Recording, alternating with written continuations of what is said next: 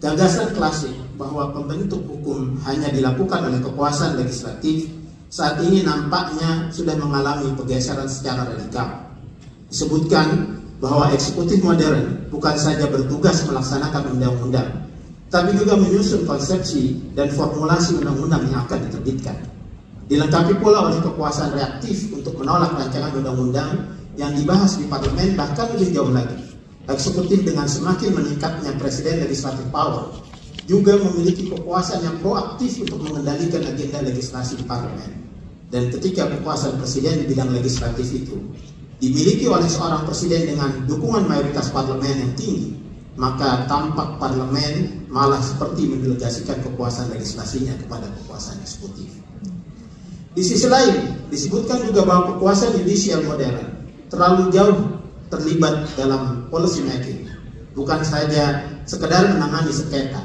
Kekuasaan judicial ini alih-alih membawa isu diintervensi, malah sebaliknya, kekuasaan kehakiman menjadi pihak yang mengintervensi kekuasaan pembentuk undang-undang. Menurut John Verdon, fenomena yang dikenal dengan judicialization of politics ini telah terjadi secara masif di seluruh dunia sejak Perang Dunia Kedua. Kini sudah menjadi aktivitas rutin lembaga peradilan untuk melakukan intervensi terlalu jauh terhadap banyak aktivitas legislasi. Fase legislasi perception. Jika kita melacak evolusi gagasan mengenai subjek pembentuk undang-undang, paling tidak kita akan bertemu dengan 4 fase yang dari waktu ke waktu memang terus berubah. Fase awal yaitu fase konseptual, yang didasarkan pada gagasan separation of powers. Gagasan klasik seperti yang disampaikan oleh John Locke atau Montesquieu ini meletakkan kekuasaan pembentuk undang-undang berada di lembaga legislatif atau parlemen.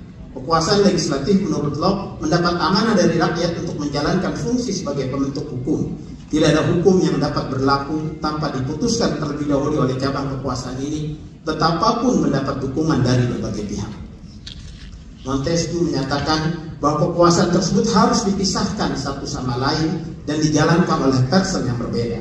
Jika kekuasaan eksekutif ikut membentuk hukum dan mereka pula yang melaksanakannya, maka akan terjadi tirani. Hukum dibuat oleh tirani dan dilaksanakan dengan cara tirani. Jika badan peradilan ikut membentuk hukum, maka akan terjadi kesewenang-wenangan. B. Fase legislasi eksekutif sebagai reactive power. Menjelang pembentukan konstitusi Amerika Serikat, diskusi mengenai keterlibatan presiden dalam proses legislasi sudah mulai mengemuka. Gagasannya adalah presiden seharusnya dibekali kekuasaan menerbitkan veto untuk menolak rancangan undang-undang yang sedang dibahas di Kongres. Veto yang terdapat di Konstitusi Amerika Serikat awalnya dimaksudkan sebagai cara menghindari Kongres melakukan intervensi terhadap kekuasaan eksekutif atau sebagai alat reaksi, reactive power terhadap kekuasaan Kongres yang berlebihan. Bagi para perumus Konstitusi Amerika Serikat, veto dimaksudkan sebagai perlindungan yang diperlukan mencegah terjadinya tirani mayoritas oleh Kongres yang mereka anggap sebagai konsekuensi yang melekat pada kekuasaan besar yang diberikan kepada badan legislatif. Madison and Wilson serta para pendukung veto yang lainnya khawatir bahwa badan legislatif akan terlalu kuat dan eksekutif terlalu lemah.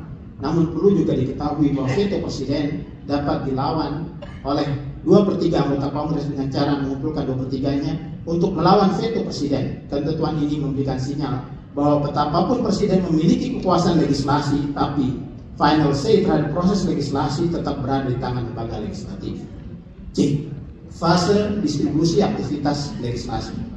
Fase berikutnya dari kekuasaan presiden di bidang legislasi adalah ketika presiden berposisi bukan sekedar sebagai pelaksana putusan-putusan legislasi. Saya Strong ketika melihat fenomena pada tahun 1950-an mengatakan bahwa tugas eksekutif modern tidak hanya terpusat pada pelaksanaan undang-undang, namun dalam banyak kasus juga mengajukan kebijakan untuk kemudian disetujui oleh lembaga legislatif. Dalam fase ini tampak tidak ada monopoli inisiatif pembentukan undang-undang. Inisiatif pembentukan undang-undang menjadi pekerjaan bersama antara legislatif dan eksekutif.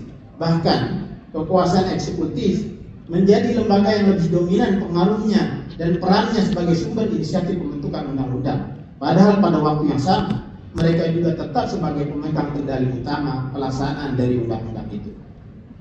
Ivor Wicacek pada tahun 1970-an menyebutkan, setelah 2 abad konstitusi Amerika Serikat, apa yang dikhawatirkan oleh James Madison malah terjadi sebaliknya.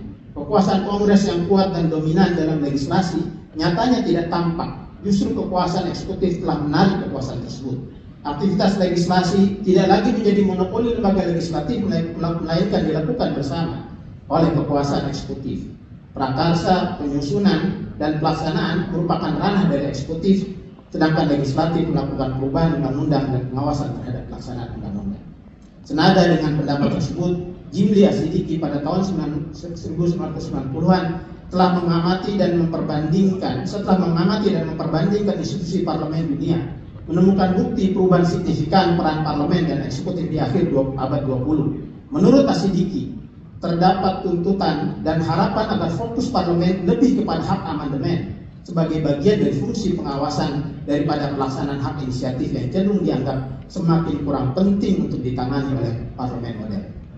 D. Fase dominasi kekuasaan presiden di bidang legislasi. Fase berikutnya adalah pergeseran yang lebih radikal kekuasaan legislasi dari parlemen ke kekuasaan eksekutif. Kekuasaan eksekutif bukan saja memiliki kekuasaan sebagai reaksi terhadap aktivitas legislasi di parlemen ataupun melakukan inisiatif dan perumusan konsepsi pembentukan undang-undang, namun eksekutif memiliki kekuasaan proaktif power untuk membentuk undang-undang, bahkan eksekutif tampil sebagai pengendali agenda legislasi di parlemen. Hadirin yang saya muliakan, di negara-negara presidensial saat ini hampir semua konstitusinya memuat presiden legislatif power, yaitu kekuasaan presiden yang dilakukan di lembaga legislatif. Menurut pengamatan Gabriel Negreto, di negara